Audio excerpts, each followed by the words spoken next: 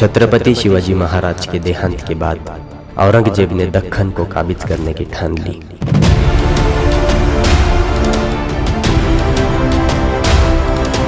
औरंगजेब हर हाल में ये किला जीतना चाहता था, लेकिन वो ये नहीं जानता था कि वीर मराठे कभी हार नहीं मानते।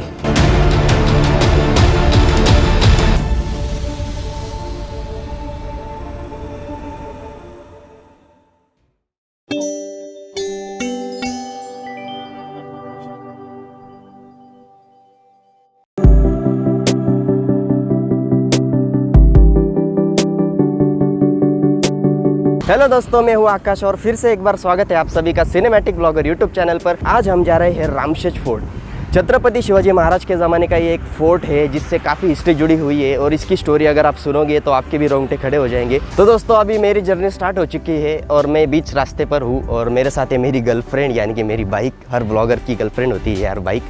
तो अभी मैं हूँ नासिक दिंडोरी हाईवे पर और यहाँ से कुछ ही दूरी पर है किला।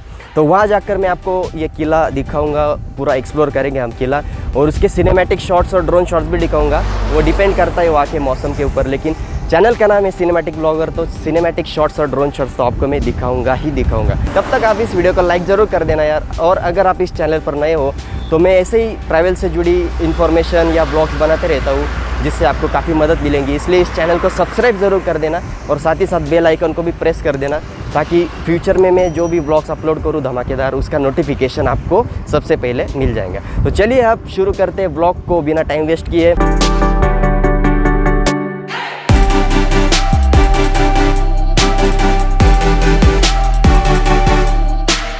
तो दोस्तों, हम पहुंच चुके हैं रामशेज फोर्ट। आप मेरे पीछे देख सकते हो रामशेज फोर्ट। अगर आप बस से या ऑटो से आ रहे हो तो आप इस स्टॉप पर उतरना पड़ेगा आपको। इसे कहते हैं आशावाड़ी। ये पूरा गांव है यहाँ पे, आशावाड़ी। अगर आप वनी या दिंडोरी के साइड से कहीं बस से आ रहे हो तो आपको आशावाड़ी स्टॉप पर उतरना पड़ेगा और यहाँ से आपको पैदल जाना पड़ेगा। थोड़ी ही दूरी पर एक किला आप पीछे देख सकते हो। तो चलिए आप चलते रामशेज फोर्ट और वहाँ जाकर हम करते किला एक्सप्लोर। तो फाइनली दोस्तों पहुंच चुके हैं हम रामशेज फोर्ट। आप पीछे देख सकते हो, यही है रामशेज फोर्ट। और ये नीचे यहाँ पर आप पार्किंग देख सकते हो। यहाँ पर आप अपनी कार या बाइक पार्क कर सकते हो, जिसके बाइक का अगर आप पार्क करते हो तो उसके 20 रुपये और कार और रिक्शा के लिए 30 से 50 रुपये तक आपको चार्जेस लग जाएंगे। तो चलिए आप चढ़ाई स्टार्ट करते हैं। पहले ही काफ़ी देर हो चुकी है। देखिए यहाँ से स्टार्ट पॉइंट है। तो दोस्तों अभी चढ़ाई स्टार्ट की है और आप देख सकते हो काफ़ी ईजी रास्ता है। आप बच्चों के साथ, फैमिली के साथ इजीली ऊपर चढ़ सकते हो। तो मैंने भी स्टार्ट किया है। यहाँ पर कई जगहों पे आपको सीढ़ियाँ भी मिलेंगी या फिर ऐसा प्लेन रास्ता भी मिलेगा। तो दोस्तों आधी चढ़ाई चढ़ चुके हैं हम और कुछ इस तरह का रास्ता है, आप देख सकते हो। पीछे भी ये सीढ़ियाँ ऊपर तक जाती है और सबसे मेन बात, बारिश भी नहीं हो रही है और मौसम भी अच्छा है। ये बात सबसे अच्छी है। तो दोस्तों ये जो सीढ़ियाँ है, ये रास्ता है, ये अभी कुछ सालों पहले बनाया गया है। तो दोस्तों कुछ जगहों पर आपको ऐसी कठिन चढ़ाई भी मिल जाएगी। आप देख सकते हो काफ़ी फिसलन भरा रास्ता है और काफ़ी छोटा है और नीचे पूरी खाई है, तो यहाँ से थोड़ा सा बच के जाना। तो दोस्तों आपको भी महीने में 1 या 2 बार ट्रैक करते ही रहना चाहिए अगर आपको कोई फिजिकल एबिलिटी नहीं हो तो, क्योंकि इससे ना आपकी सेहत भी बनी रहती है और आप नेचर के और भी करीब जाते हो और काफ़ी टेंशन वगैरह आपकी दूर हो जाती है, आप फ्री महसूस करते हो। तो दोस्तों इस किले का जो नाम है रामशेज, वो इसलिए पड़ा क्योंकि ऐसा कहा जाता है कि जब श्री राम श्रीलंका जा रहे थे तब उन्होंने कुछ पल इस किले पर बिताए थे। कहा जाता है कि इस किले पर उनकी जो शेज है, इसलिए इसे रामशेज कहा जाता है। तो दोस्तों कुछ जगहों पर आपको बहुत ही मुश्किल चढ़ाई मिल जाएगी, जैसे मुझे यहाँ पर मिल गई है। देखो कितना ओबड़ धोबड़ रास्ता है ये और नीचे भी काफ़ी खाई है। और मैंने गलती कर दी, इतनी बैग साथ में लाया हुआ क्योंकि इसमें कैमरा, ड्रोन वगैरह है। इसके साथ चढ़ना तो थोड़ा मुश्किल होगा ही। तो चलिए अब थोड़ी दूरी पर, थोड़ी मतलब बहुत ही कम दूरी पर बचा है किला। देख सकते हो आप पीछे मंदिर है, उसी के पीछे है किला। देख सकते हो काफ़ी सारे लोग यहाँ पर आ चुके हैं, छोटे बच्चे भी चढ़ रहे हैं। आपको तो आना ही पड़ेगा। अब काफ़ी कम ही दूरी पर कुछ आगे जाके ही किला है। तो चलिए आगे चलते हैं और करते हैं किला एक्सप्लोर।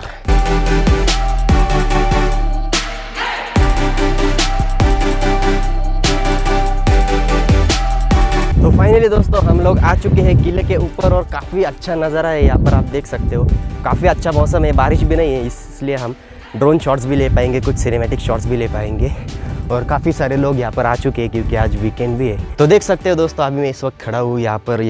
यहाँ पे आपको कई सारे ऐसे अवशेष मिल जाएंगे जो काफ़ी रिस्की भी है। आप अगर यहाँ पे आ रहे हो तो अपने रिस्क पर आइएगा और काफ़ी ख्याल भी रखिएगा। तो देख सकते हो आप यहाँ पर पीछे काफ़ी गहरी खाई भी है और यहाँ पर भी आपको ये नज़ारा दिख जाएगा। तो चलिए दोस्तों, अभी एंजॉय कीजिए सिनेमैटिक और कुछ ड्रोन शॉट्स, और साथ ही मैं आपको बताऊंगा शूर मराठों की वो रोचक कहानी।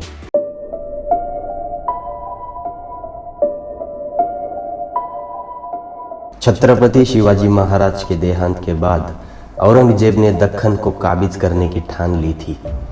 1682 ये वो साल था जब औरंगजेब ने स्वराज्य पर जीत हासिल करने के लिए हमले की योजना बनाई। औरंगजेब भली भांति जानता था, इसलिए वो चाहता था कि पहले हमले में ही जीत हासिल हो।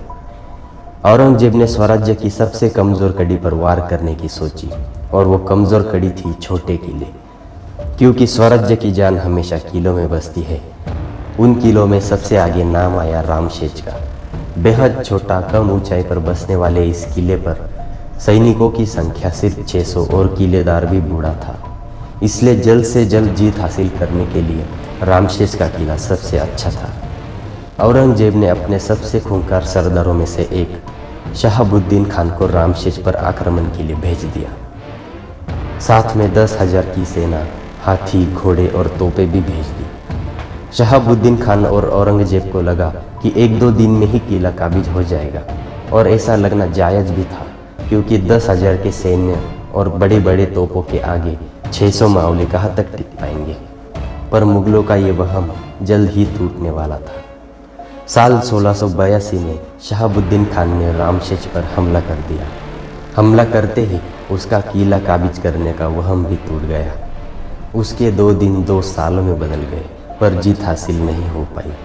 जब भी मुगल सेना हमले के लिए आगे बढ़ते थे, मराठे उन पर पत्थरों की बौछार कर देते थे। मुगलों के कई सैनिक ऐसे ही मारे गए। मराठों ने मुगल सेना को कभी भी किले के पास तक आने नहीं दिया। कुछ महीनों बाद शहाबुद्दीन ने जाना कि ऐसे तो कुछ होने वाला नहीं है। उसने किलों पर तोपें दाग दी और कहा, अब तो किला हाथ में आना ही चाहिए। लेकिन मराठे भी पीछे हटने वालों में से नहीं थे। जब जब तोपों से किले की दीवार गिरती रही, तब तब मराठे रातों रात वो दीवार फिर से बनाते रहे। 10,000 की सेना, तोप, गोले, हाथियों के होते हुए शहाबुद्दीन के कई सैनिक मारे जा रहे थे। इसीलिए औरंगजेब शहाबुद्दीन खान पर बहुत नाराज़ हुआ और उसे वापस बुला लिया। फिर एक बार और शहाबुद्दीन को मौका दिया गया। इसी बीच किले पर तैनात मराठों ने इतिहास में पहली बार लकड़ी की तोपें बनाई। इसी बीच मराठों की कई टुकड़ियां मुगल सेना पर कई बार हमला करके भाग जाया करती थी, और ऊपर से मुगलों को मिलने वाली रसद मराठे बीच रास्ते में ही लूट लेते थे। फिर औरंगजेब ने अपने सौतेले भाई बहादुर खान को भी शहाबुद्दीन खान के मदद के लिए भेज दिया। औरंगजेब का एक एक सूरमा सरदार रामशेज जीतने के लिए आता गया और खाली हाथ वापस लौटता गया। फिर कहीं से मुगल सेना में ये अफवाह फैल गई कि किले की रक्षा मराठों के भूत कर रहे हैं। भूतों को भगाने के लिए मांत्रिक को लाया गया।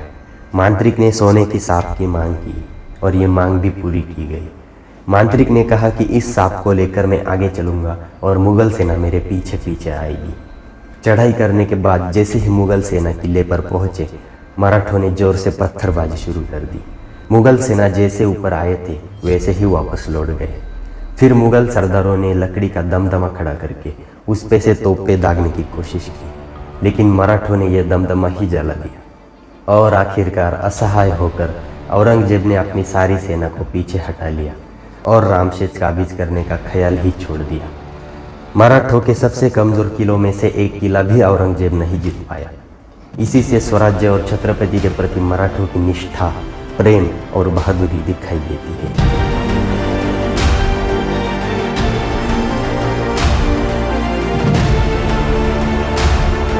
स्वराज्य को अगर किसी से धोखा था, वो था घर का भेदी।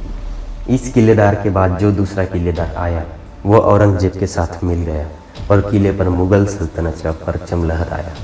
यह बड़ी दुख की बात है कि कुछ पैसों के लिए लोग अपना ज़मीर भूलकर अपनों को धोखा देते हैं।